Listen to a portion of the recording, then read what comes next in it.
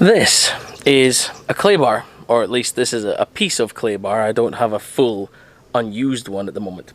Now, clay bars have been around since the early 1990s, invented by a Japanese man whose name I cannot remember and most likely wouldn't be able to pronounce properly either. But they've been pretty much the same thing for years. It's a lump of clay, putty, whatever you want to call it, and it's tacky. And the idea is that you work this across your paint with a lubricating product, and it picks up all of the contaminants that you cannot remove through chemical purposes only. Now, like I say, the only change really that's happened with a clay bar over the years is that manufacturers have introduced different grades, usually a fine, a medium and a coarse, depending on the level of contamination, the amount of stuff you want to remove from the surface of the paint. But that's really about it. They still come in a clay bar. So it's very interesting to see companies coming up with their own ideas. There are very many different manufacturers out there, and they're all starting to explore the space, explore what's possible. Is it possible to change from this? And that's why today I'm going to be showing you G3 Pro's Deep Clean Clay Mitt.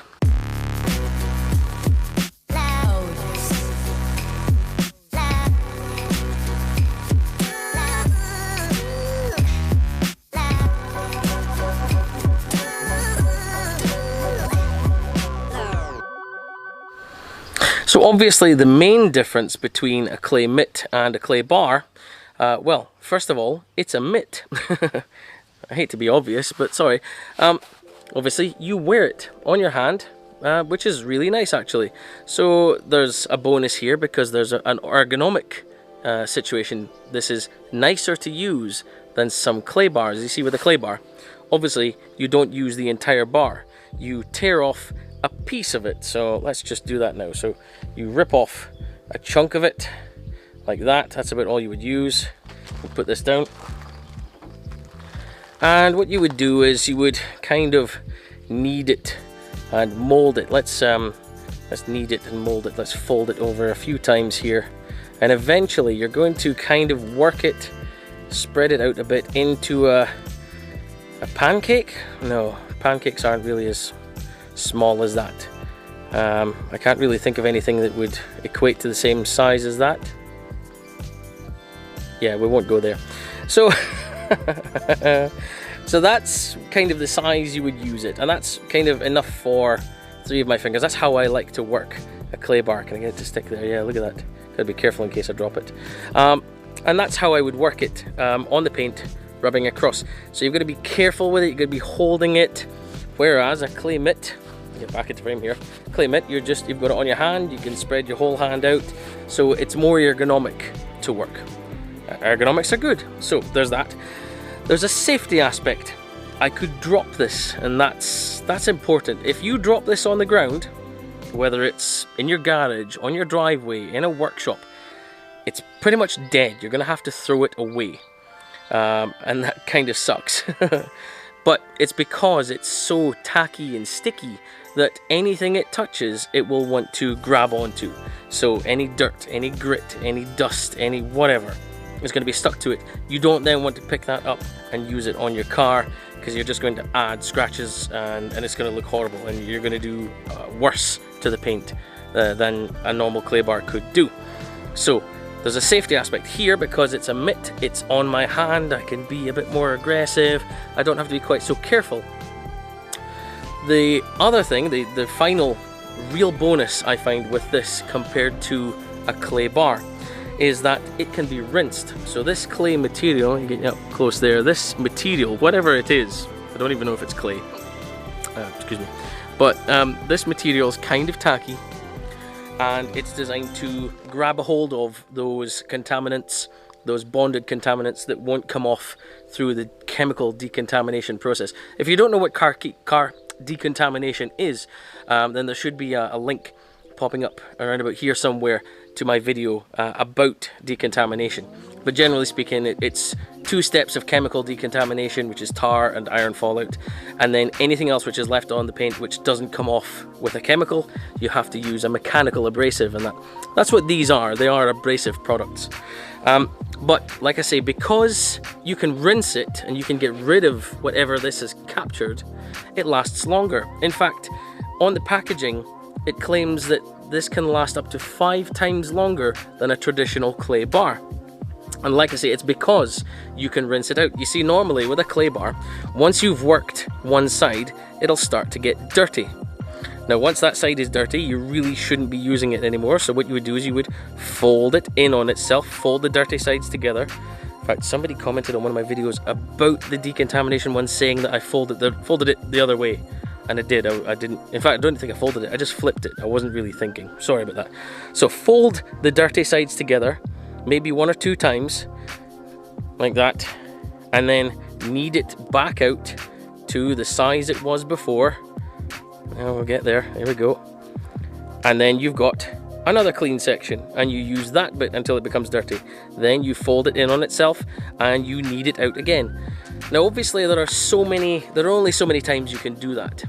I've seen people saying that a regular clay bar should last you maybe 6 to 8 cars worth. I guess it depends on the size of the car and the level of contamination that's on the paint, all these kind of things, you know. But that's realistically, if that's true, then that's not a lot. But this, they say, will last 5 times longer than that because you can rinse it. So it's safer if you drop it as well. If you drop it, you can rinse it off again.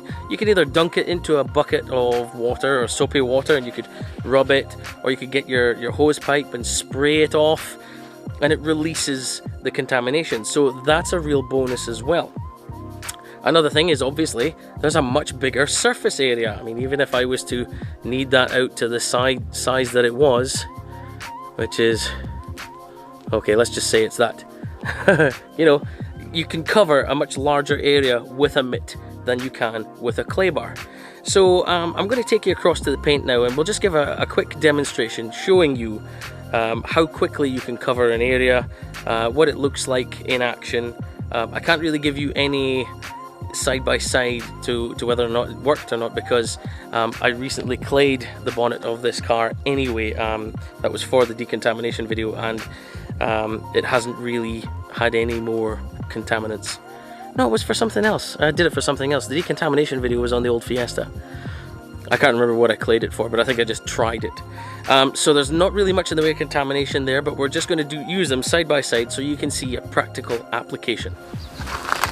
Now, obviously, when you're using any kind of clay media on your paint, you want some sort of lubrication.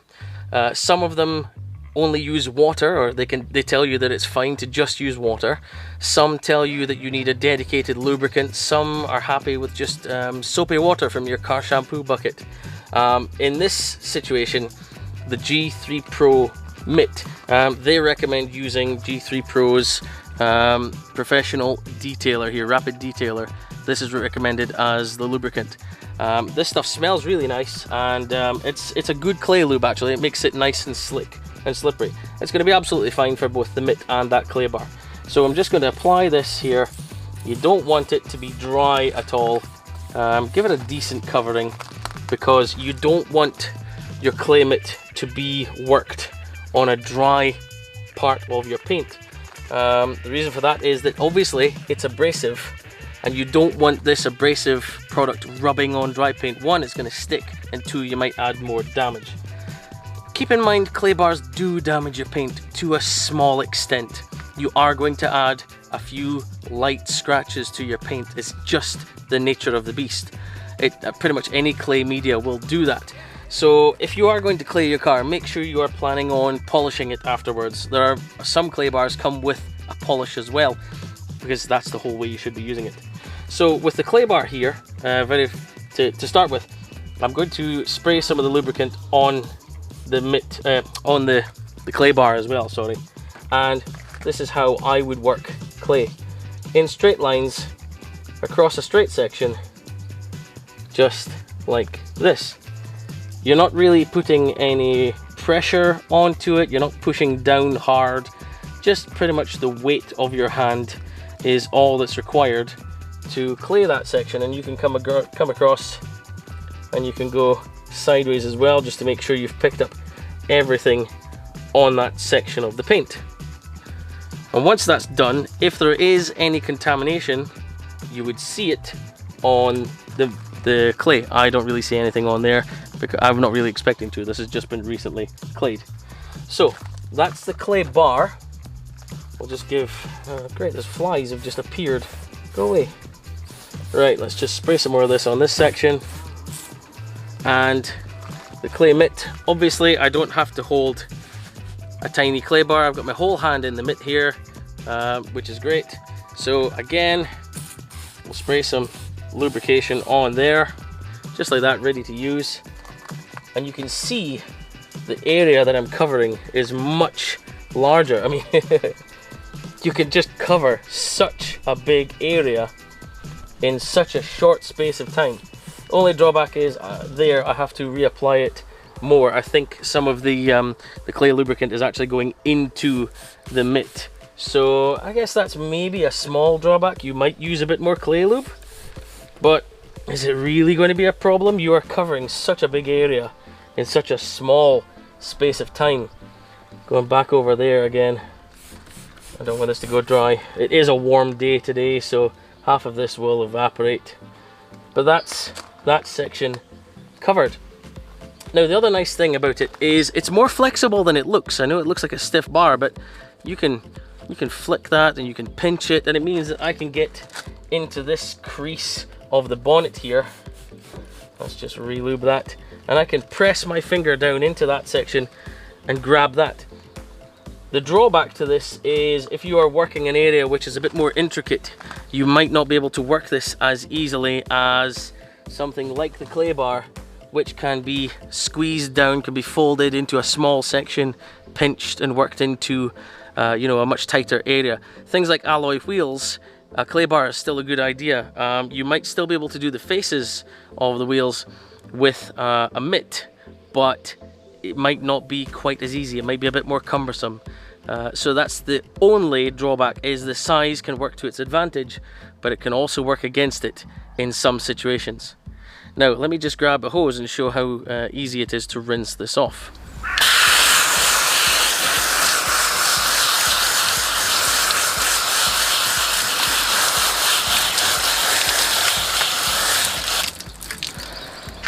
Now that should be clean and ready to use. We can even wring it out. Look at that. It's actually rather absorbent. I didn't point out the back of it. That's just like a microfiber cloth. Inside, don't know how easy that is to see there. It's a very, very smooth material. I'm not entirely sure what that is. But that's it. That is now rinsed off of contaminants and it's ready to use on another panel. So, what's the verdict on this clay mitt then? Well, one, I think it's good value for money. I didn't talk about cost earlier, but the value for money is great. You see, a normal clay bar from a reputable company is going to cost you anywhere from around about £7 or £8 up to £15 for a good one, from a named brand that you would probably trust. But this is, right now, it's £11 and a few pence on Amazon. That's a really good price, considering it lasts up to 5 times longer. It says it on the packaging there, up to 5 times longer than a regular clay bar. Essentially that's 5 clay bars worth for this price. It's actually a really good value, especially because you can clean it. You're also working clean. If you clean it regularly, you know, after each panel or just after each section, you're going to make sure that you're not carrying contaminants over to another section and possibly adding worse damage to the paint. So that's really good if you're want to be very careful about your paint. That's a security situation. Now, storage is another issue. You see, most clay bars come with a box. This clay bar I showed you before, it's a Meguiar's clay bar. It comes in this little Meguiar's box. And that keeps it dry and keeps it clean so that it doesn't become contaminated while it's in storage. You know, it doesn't pick up any dust or dirt. I put this back in the bag of this thing actually. It's a resealable bag, and when it came in the packaging, there's this little film sheet separate, and it stops the mitt from sticking to the bag. And all I've done is re-stick it. Now I don't know if this is something that they had in mind, you know, specifically, if they had it deliberately in mind, but I just put that sheet back on the front of the sticky edge of the pad and slid it back into the bag, and I can kind of reseal it because it's still kind of sticky, and that's it. Now I have this in storage. It's less plastics than a plastic box, and I don't have to throw it away. That's actually a really, like I say, I don't know if that was deliberate, but I like it. I've used it that way, and I would recommend you do it. I mean, okay, you could put it into a Ziploc bag or something, but I just like the fact that I can put it back in the bag. It's just nice. I don't know why I like it, I just do. Anyway, I would recommend it. If you haven't tried one before, definitely recommend it. Would I say that I would get rid of my regular clay bars for it? No, because there are going to be some situations where this is too big to use to work in intricate areas like alloy wheels, things like that. So I would still have a clay bar for that particular purpose, but for large flat panels of paint, that is certainly going to speed up my process. I've never clayed a section as fast as I have with this. So so thank you very much to G3 for sending this to me. I really like it. I'm going to keep this, and also for the detailing spray, which is used as a clay lube. Nice stuff. Smells really good. Gives lovely shine and gloss on the paint too. So thank you very much for sending me that, guys. Really like it. If you guys are interested in buying one of these, I've stuck an Amazon affiliate link down below. If you like buying things from Amazon and you want to support my channel, if you buy it using that link, you're supporting me. I get a little bit of a kickback from that. If you don't want to support me, fine. Go and do your own thing. Find it wherever you want to find it. Buy it from whoever you want to buy it from. But I still do recommend that you check it out. Anyway, thank you very much for watching. If you've enjoyed this video, please go ahead and give it a like, and also consider subscribing to the channel. Any comments, questions or suggestions down in the box below, or you can find me on social media. In the meantime, I've been Specky. Thank you for joining me, and I will see you in the next video.